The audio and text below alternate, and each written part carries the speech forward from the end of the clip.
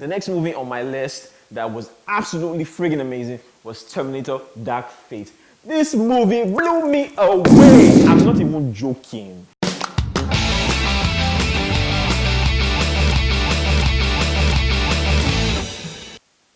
The year is 2020, and yes, we made it. Now, to start this off, I want to let you know about the movies and the TV shows that made it for me last year and the ones that didn't make it for me last year. So, first off on my list for a movie that absolutely did it for me was Knives Out. Knives Out, fantastic movie. The cast, everyone in this movie was a sterling A1, actor and actress. I mean, I love this movie.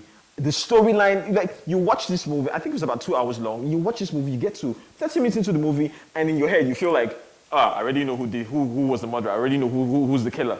And then another 15 minutes into this movie, you were left clueless. And that's how this movie progresses till the very end. To the very end, you're still hoping that they're going to pull out another card and say, no, this person isn't the killer.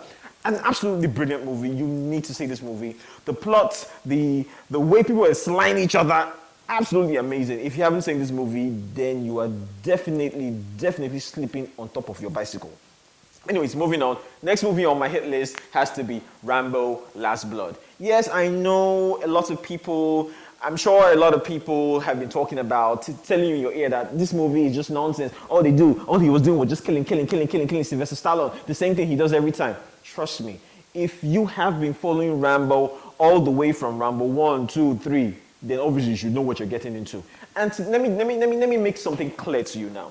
Rambo 4, which is Rambo the Last Blood, has a storyline, has a plot. It's not just senseless killing. He didn't go to war like back in the days. Now this has to do with his adopted daughter being kidnapped by the drug cartel in Mexico. And now he's trying to get her back. And then imagine the drug cartel, they think he's play. They want to now mess with him. So imagine the killing. I mean, the killing was amazing.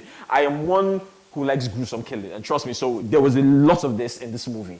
Rambo Last Blood, you need to see this if you're down for senseless killing, shooting, and you like Sylvester Stallone. Now, moving on. The next movie on my list that was absolutely friggin' amazing was Terminator Dark Fate. This movie blew me away. I'm not even joking. Like, fam. Did you see that movie? Did you see Arnold Schwarzenegger? That is a seasoned actor. Like, I cannot fault that guy. At that age, and he's still acting. The way he left the movie at the end, you too, Steph, you will know, say yes. Trust me.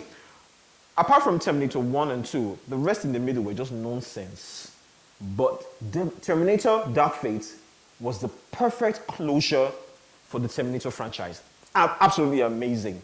The evil Terminator that came from the future, to come and kill, the leader of the resistance was amazing. Like, I mean, I was just blown away. And then the girl who was sent from the future to also secure, the leader of the resistance, she was just.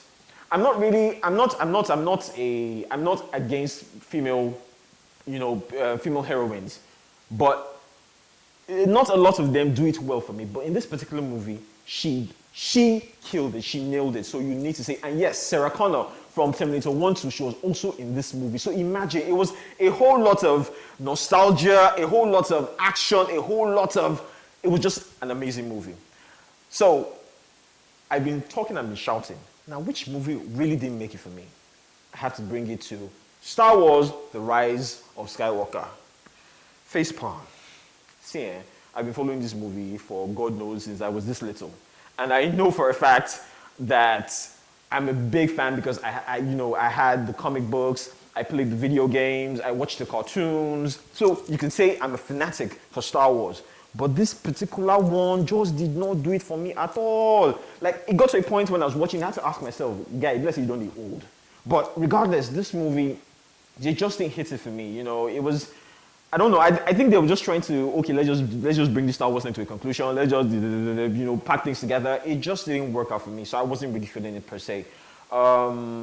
So, except you're a fan like me, you might just want to watch it so you can put it in your memory bank and say, okay, I've seen this, I've seen everything. But apart from that, you can do without watching this. So I think that's about all for the movie for last year that did it for me. So if you liked this show, please do not forget to drop a comment.